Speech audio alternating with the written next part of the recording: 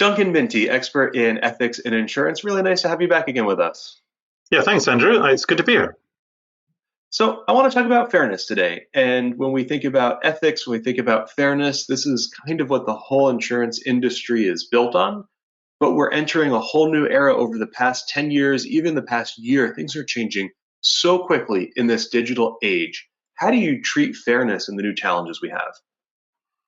I think there's certain aspects of fairness which are always going to be there and need to be treated in the same sort of commitment to it. That language of a commitment, I don't think has changed.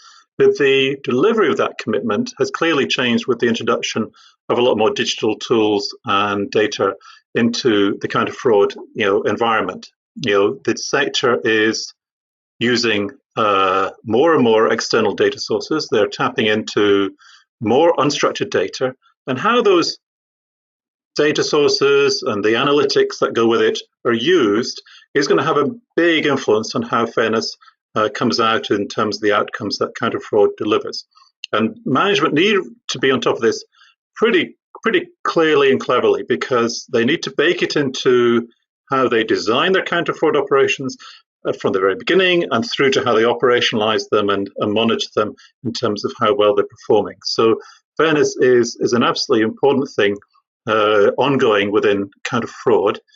But at the same time, what we're finding is that there's a changing evolution around what we're seeing and understanding as fairness. Certainly in the UK, there's a more sophisticated view of insurance fairness that is starting to change how underwriting practices are done, how claims practices are delivered.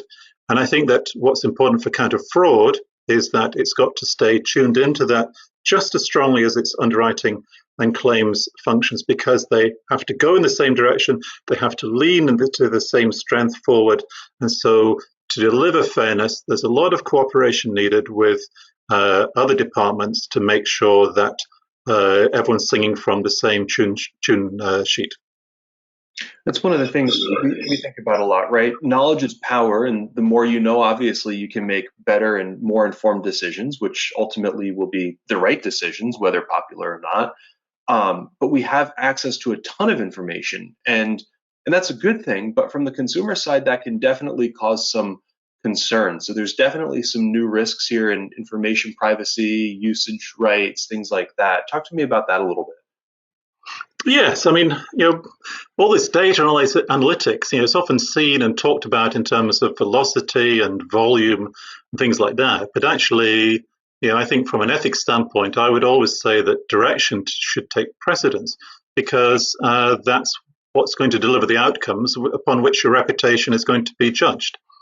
I think in terms of information rights, it's clearly a rapidly evolving scenario. There's been a tradition to focus on privacy, and particularly, say, in Europe and the UK through the GDPR, and that's great and important. But actually, there's other risks which are now coming to the fore, and I would say an important one is secondary use, where data is used in one context or created in one context, and then but is used to influence decisions in another context, and that needs to be carefully thought through, because people may say some very clearly fraudulent things on social media, such as I did a few more things into my claim, it was easy and I got paid, and a counter fraud team will say, right, that's a bit of data I can use. But a lot of social media comment is, and online data in general, is unstructured. It can be anecdotal, ironic, subtle, whatever, and how that's interpreted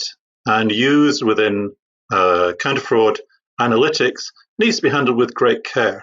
And I think what we're finding is that regulators in the UK and the US are certainly paying more attention to secondary use and are starting to put down shutters around certain practices which they think have gone too far.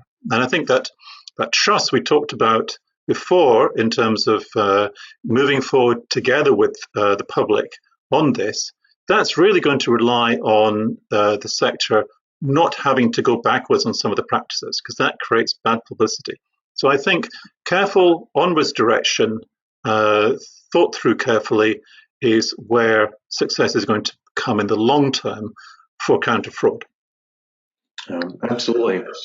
What about the structure of the whole system? And this isn't unique to using, new data or social media or anything like that, but things like performance bonuses or conflicts of interest that exist within the industry. Yeah, I mean, I think any function within insurance, being underwriting claims, counter fraud, has to take account of conflicts of interest. They're permanent. They're always there, and so it's not a question of is there one. It's a question of, well, what are we doing with the one we've got, and how are we mitigating it properly? And I shouldn't be going into insurance firms and finding performance bonuses being given to counter fraud teams tied to the quantum of fraud that they identify. There's clearly a problem with that, and so I think that the counter fraud people have to really grasp conflicts of interest and understand how pervasive they can become and how important it is, certainly for ethical culture, that they are managed and pushed back again. And I think they've got to evidence this in order to continue to enjoy regulatory support for what they do. Because, as I said, there's a few practices outside of the insurance industry which regulators are paying attention to, and they will turn their sights onto insurance at some point. And the sector needs to have a good clean sheet on these.